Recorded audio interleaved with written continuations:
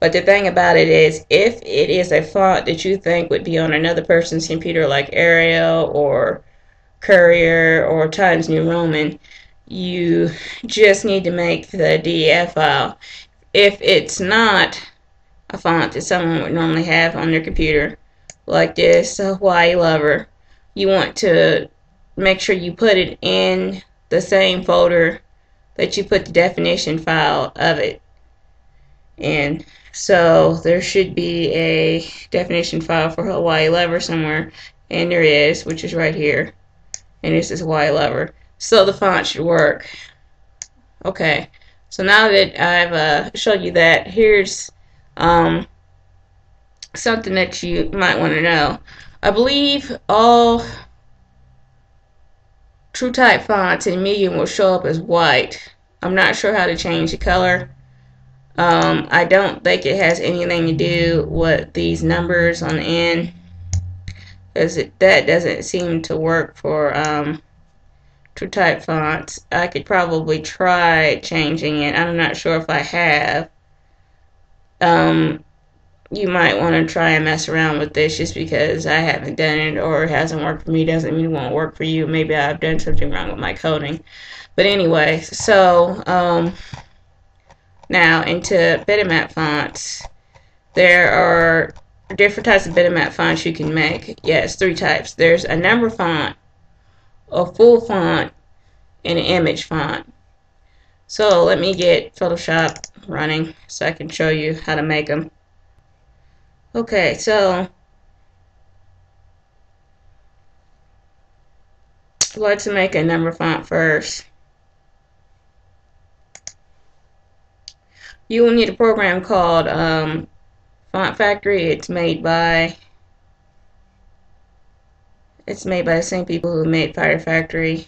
It is kind of buggy, so be patient. But the first thing you need to do is you need to make an image. You need to make a new image.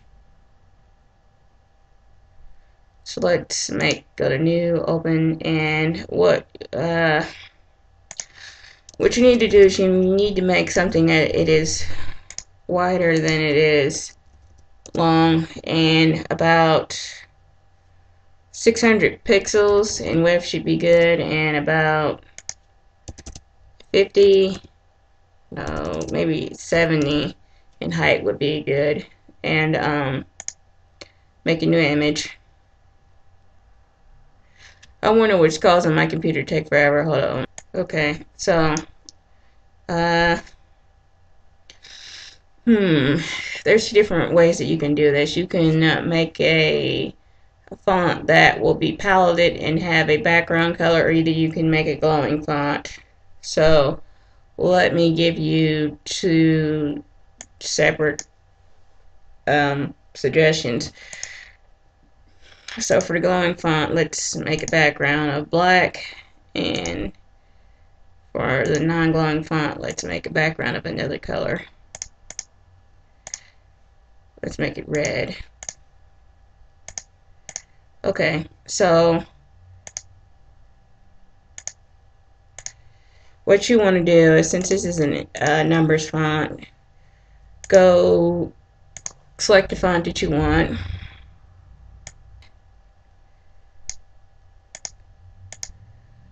Select another color for the font. Let's say I want it to be let's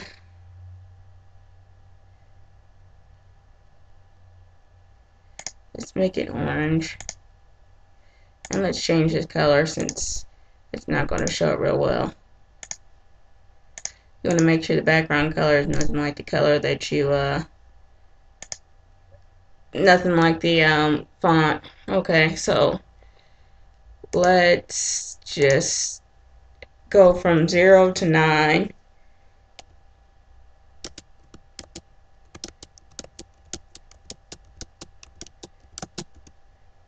And let's scale this up since that's too small.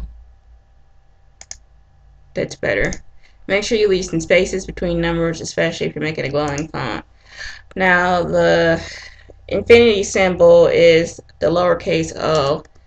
So you need to make sure that you make a lowercase o, and in this font you could easily confuse it with 0. So let's change this font to something else.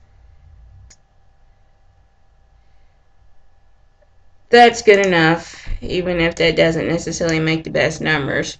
But to make this a little bit larger again. Okay, so we have our numbers, and remember this lowercase 0 represents the infinity symbol. Now let's take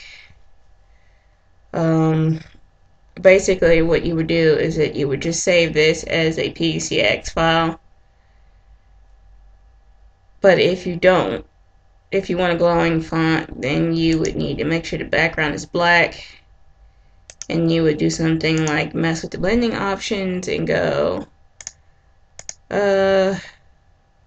outer glow, maybe make it glow a little less, change the color,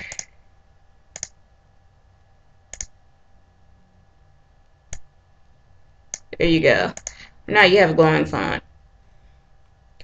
The difference between a glowing font and a font that doesn't glow is just that you will palette this like you palette all images, and so you'll make the background color 0, 0. In a glowing font, you leave the background as black and you will not palette this. What you will do is you will change the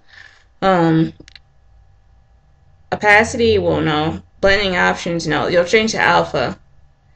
I think I've already showed you how to do that, so that's pretty much it. Now just go to File, Save as a PCX file. Save it as a PCX. I'm going to save it as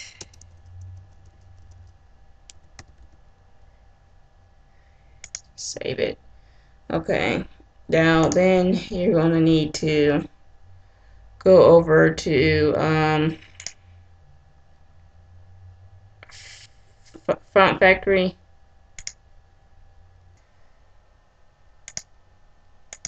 That's just the language. Help. Edit text. You probably won't need to use this. Save image. Open image. Delete character. Delete characters. Add character. Save as. Save. Open font. New. Pretty much you always want to keep the type of size on variable. And the first thing you need to do is you need to open an image. And we'll be opening the one that I made just a minute ago.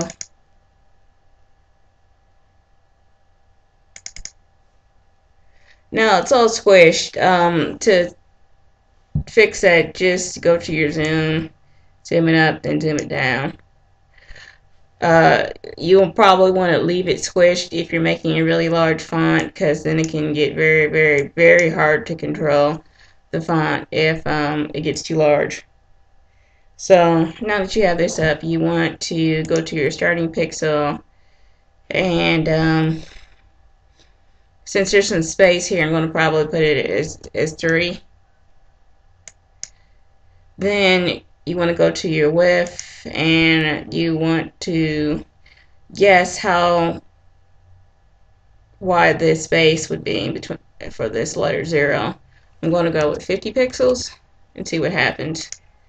Toggle the zoom if nothing shows up. Okay, it didn't show up because it didn't give you the height. I don't know how high this is, but I think it was 70. So I'm just going to make it 70. Toggle the zoom again, and this appears. Now you want to drag it over the number. And there's a little bit too much space. But for characters that really, really glow, you want to make sure you cover the glowing, not just a letter or number. Now, so I need to add characters. So this first character is 0, so I type in 0. Now I'm going to add a character for 1, 2, 3, 4, 5, 6, 7, 8, 9, and infinity. And infinity is lowercase 0, so it'll be. And for 0, it's